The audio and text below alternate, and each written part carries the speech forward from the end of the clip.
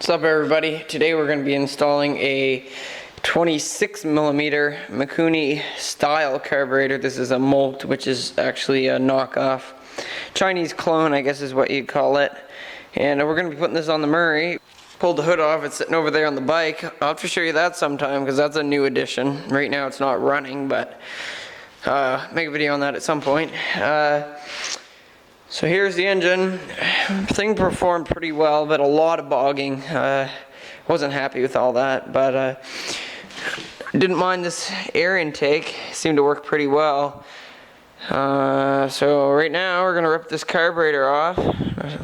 Alright, got her all tore down, and we're gonna be putting it on this. This is a 13.5 horse, not overhead valve, flathead.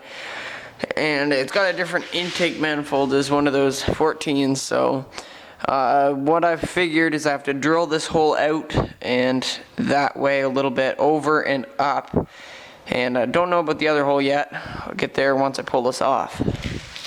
Alright, there it is. Intake manifold's bolted up. Basically what I did is I looked down through there and I drilled out those holes and I put them, both of them, in and up. If you look at one of these diagrams or diaphragms for the actual carburetor, I took these holes and I moved them in and up, so they were both up this way.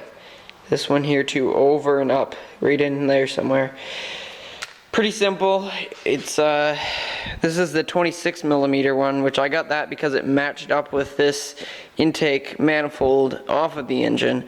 It is I believe it's a 27 inch or 27 millimeter, I mean, and this is a 26, so pretty close. So right now I'm going to set the C-clip all the way to the bottom of the needle and we'll start putting the sucker on.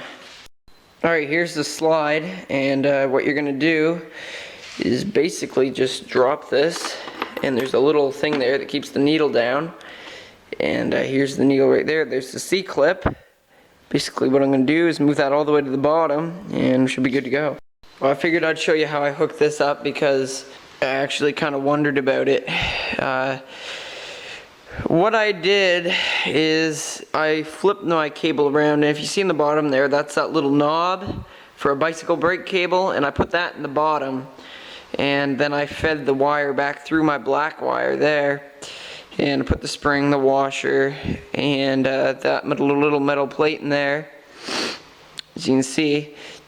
Now when I follow around to the end of it, without dropping everything, I just have a wire because this was hooked up for for the governor, and I had a cable crimp on the end of this. So now I'm gonna have to somehow hook this blank end into my gas pedal on the Murray, and I'm not quite sure how I'm gonna do that yet, but I'll keep you updated. But I had to do that because I couldn't put any kind of stop on this. It wouldn't work. All right, there it is with the new carburetor. And what I did is this here filter came with it, and originally it just went onto the air intake, but it was quite a little bit lower. It would have sat down here. Water at least gets up to here sometimes, so I thought I better use my old intake and kind of modify it. So what I did is I took this thing, it's off a car. I'm assuming it's probably a breather off a car, I'm not sure. But what I did is I just hose clamped it onto the carburetor itself, ran it back, and put a little adapter in there to connect it to the actual air filter that came with this carburetor. And so it's kind of under the gas tank, so should be fairly protected back there. And so I guess we're going to see if this thing will fire up now.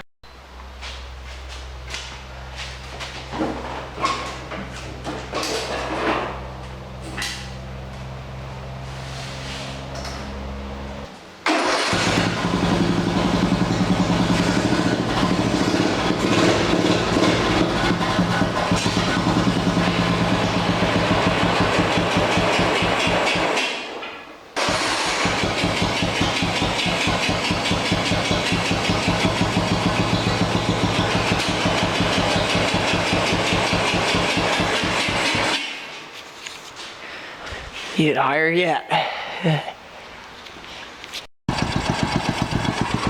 Idling now.